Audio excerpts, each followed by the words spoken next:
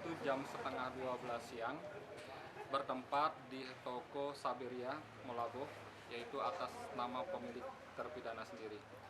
Sementara waktu melakukan penangkapan dia ada sedikit perlawanan walaupun cukup kondusif.